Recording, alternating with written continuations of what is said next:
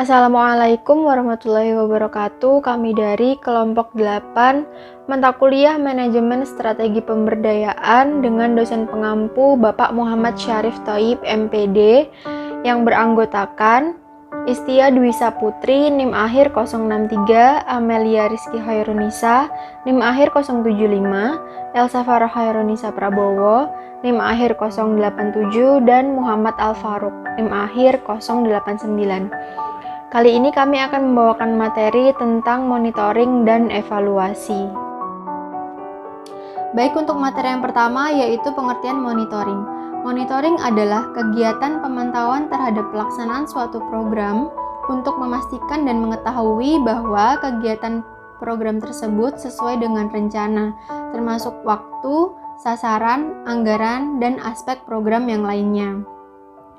Monitoring diperlukan agar dapat diketahui apakah pelaksanaan program tersebut sesuai atau tidak sesuai dengan rencana, sehingga dapat dilakukan tindakan perbaikan atau preventif jika diperlukan. Untuk materi yang kedua yaitu tipe-tipe monitoring. Yang pertama ada monitoring pendahuluan atau forward monitoring. Ini dilakukan sebelum kegiatan berlangsung. Yang kedua ada monitoring bersamaan dengan pelaksanaan kegiatan atau concurrent monitoring. Ini dilakukan bersamaan dengan pelaksanaan kegiatan atau pada waktu kegiatan tersebut berlangsung. Dan yang terakhir ada monitoring umpan balik atau feedback monitoring. Ini dilakukan setelah kegiatan berlangsung sebagai bahan masukan untuk kegiatan selanjutnya. Baik, untuk materi yang ketiga ada pengertian evaluasi pemberdayaan. Evaluasi dilakukan untuk menilai diri sendiri atau orang lain. Pemberdayaan dilakukan untuk menemukan gambaran terhadap suatu kondisi yang sedang berlangsung. Evaluasi dilakukan dengan pengamatan, pembandingan, analisis data, dan pengambilan keputusan. Fokus evaluasi adalah hasil atau pencapaian dan tujuan atau target dari pelaksanaan kegiatan yang sedang direncanakan.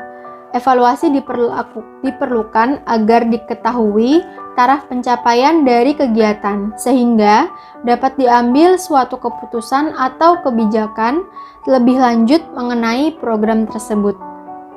Di sini saya akan menjelaskan tentang tujuan monitoring.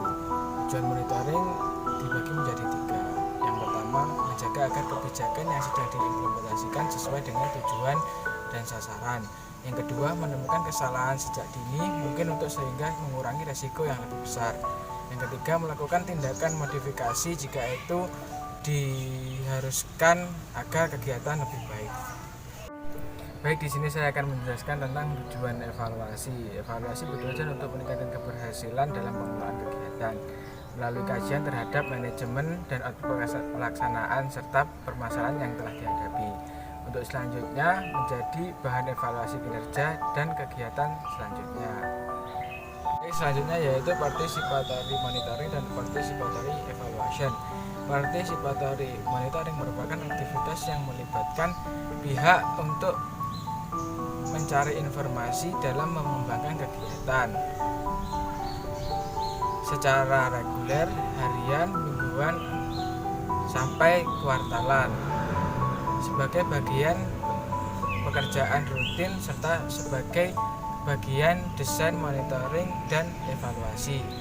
Participatory evaluation merupakan kegiatan yang melibatkan pihak bersangkutan dalam periodik penilaian aspek efisiensi dan relevansi proyek termasuk dampak terhadap konteks pencapaian tujuan. Baik, selanjutnya adalah tahap monitoring dan evaluasi partisipatif. Yang pertama, perencanaan evaluasi dan monitoring partisipatif. Yang kedua, klasifikasi tujuan dan stakeholder.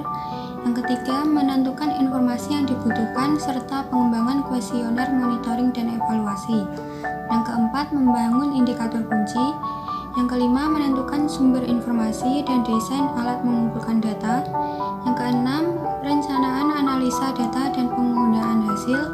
Yang ketujuh, menyempurnakan dan menguji sistem monitoring dan evaluasi. Dan yang terakhir, melakukan review proyek dan evaluasi eksternal. Kemudian, tujuan monitoring dan evaluasi partisipatif.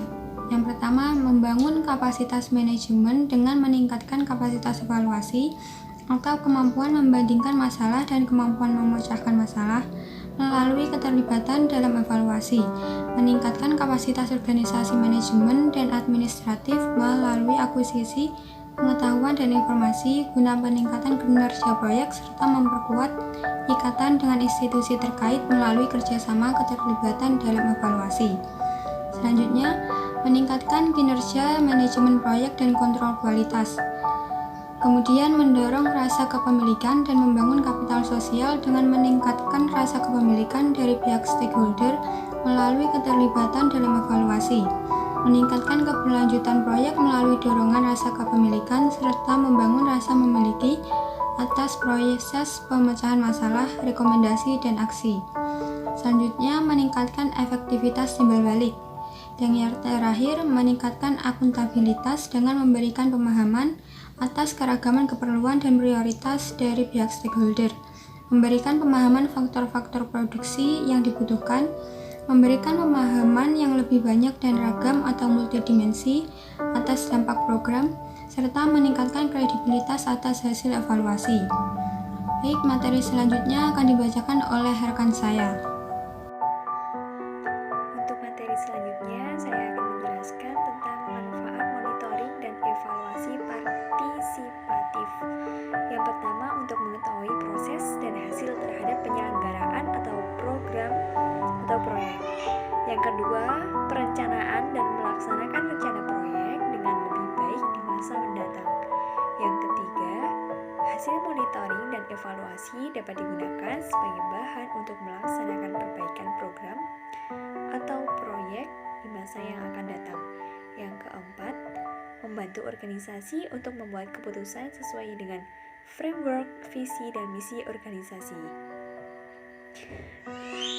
Selanjutnya, prinsip monitoring dan evaluasi partisipatif. Penerima dan pelaku program atau proyek sendiri yang melakukan evaluasi, sedangkan pihak luar hanya sebagai fasilitator. Penyelenggara membangun kemampuan dalam melakukan analisa dan pemecahan masalah. Proses membangun komitmen dalam melaksanakan tindakan perbaikan sebagai hasil rekomendasi. Sekian, terima kasih.